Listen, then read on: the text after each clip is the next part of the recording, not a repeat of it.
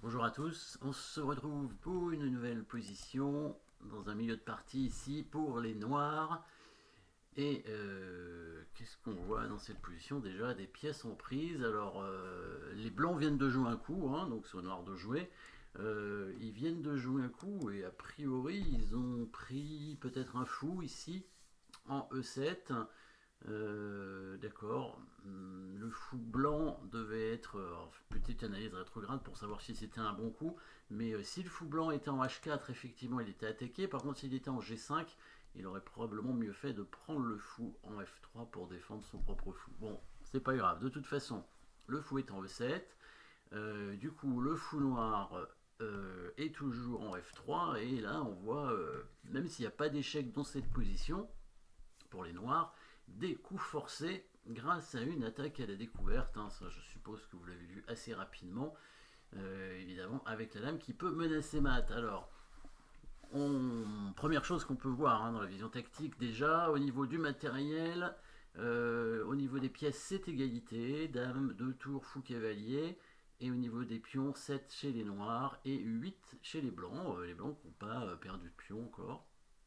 Donc les noirs ont pris simplement un pion, mais c'était peut-être pas le meilleur qu'ils ont pris, puisqu'ils ont pris le pion G, qui est donc fait partie des pions d'assaut, qui fait donc partie des pions que les noirs auraient bien aimé sacrifier. Et d'ailleurs, ça a été le cas dans la partie, parce que ça permet d'ouvrir les lignes. On remarque évidemment une position avec des rocs opposés, et c'est pour ça que ces pions devant le roi adverse sont intéressants à avancer et après à sacrifier même, des fois à échanger, mais pourquoi pas les sacrifier, ça change pas grand chose, c'est vraiment on joue pour l'attaque, toujours dans les rocs opposés. Donc ici, probablement, il va y avoir une menace de mat au prochain coup avec un coup de cavalier n'importe où finalement. C'est une attaque à la découverte, clairement, sur le pion ici en G2, les blancs qui ont gentiment laissé le fou F3 en vie.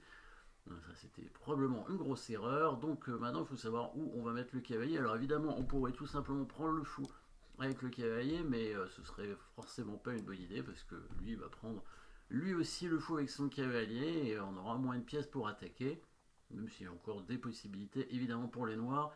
Ce serait sûrement plus intéressant d'amener le cavalier, pourquoi pas sur la case Kasparov évidemment, et en plus il ne laissera pas attaquer. En H4, il y a quand même le fou qui est là, mais après, évidemment, il faudra qu'il parle la menace de mat, bien sûr. Donc, on verra entre les deux coups de cavalier quel est le meilleur, a priori, entre le coup cavalier F4 et cavalier H4, qui dans les deux cas menace mat et évite la prise du fou avec le cavalier, puisque le cavalier noir va contrôler cette case en G2. Donc, le seul coup, peut-être pour les blancs, pour éviter le mat, ce serait soit d'avancer leur pion en G3, soit de mettre la tour en G1. Et c'est là où peut-être qu'on remarque que la case Kasparov est certainement meilleure parce que sur le coup G3, il va y avoir directement une percée de pion avec bien sûr l'avancée du deuxième pion d'assaut pour ouvrir la colonne de la tour, bien sûr. Sur cavalier F4, G3, on pense très facilement au coup H4 qui permet de menacer mat en fait, avec la prise en G3 du pion et ensuite la tour qui pourrait intervenir ici sur le pion H3. Le cavalier est imprenable, sinon il y a toujours le mat. Et si les blancs prennent le fou en F3 avec leur cavalier, propre cavalier, ils vont se faire mater très rapidement. Par exemple ici, donc cavalier F4. Si les noirs, si les blancs font G3, on joue H4 ici. Évidemment, il ne peut pas prendre le cavalier. Prendre le pion avec le fou ne sert à rien puisque on va simplement prendre, bien sûr, avec la tour qui est imprenable toujours à cause du mat et on attaquera directement le pion ici avec un mat rapide très certainement.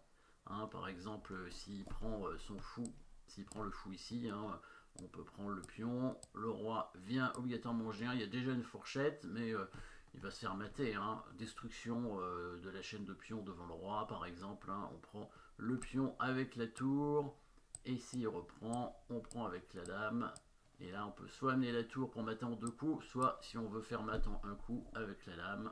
Voilà, la force du cavalier en F4, évidemment. Le cavalier Kasparov, Ici, qu'est-ce qu'il peut faire d'autre? On avait dit, s'il prend le fou directement, bah, ce sera à peu près la même chose, hein. On prend le pion, et après on va le prendre en H3 avec la tour, et ça devrait mater assez vite. Donc évidemment, le bon coup, et le seul coup probablement, c'est la tour en G1, pour protéger, pour éviter l'ouverture de la deuxième ligne, hein, de la colonne H, ici, parce que la colonne H, ça aurait permis, et ça permettait tout à l'heure d'ouvrir pour la tour.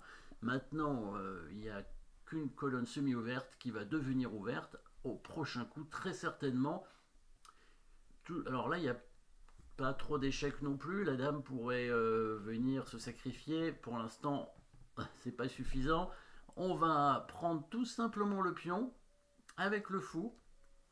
Alors, là, il y a quand même des menaces, hein, puisque par exemple, on pourrait menacer avec la tour de prendre ce pion et menacer mat derrière. La prise de ce pion ici va permettre par la suite une menace de mat très rapide, un peu cachée, mais qui est très bien jouée de la part des noirs. Donc là, ça permet, bien sûr, cette prise de pion permet d'éviter... de toute façon, le fou était attaqué, hein, donc il fallait faire quelque chose. Alors on pouvait prendre son fou à lui, évidemment, mais encore une fois, elle allait prendre notre fou, et bon, l'attaque, même si elle existe encore, elle est moins forte. Par contre, en faisant ça, on détruit finalement un pion. Donc on ouvre la colonne devant le roi, on menace de prendre le pion en D3 avec la tour, et autre chose. Donc là, le fou blanc va prendre la tour, il n'y a pas énormément de coups pour les blancs. Et voilà, et c'est là, finalement, les trois coups qu'on a vus, c'était l'introduction, on va dire. Et c'est maintenant la combinaison qui arrive vraiment avec le coup qui va mater assez rapidement. Donc coup forcé, bien évidemment, hein, à vous de chercher, bien sûr.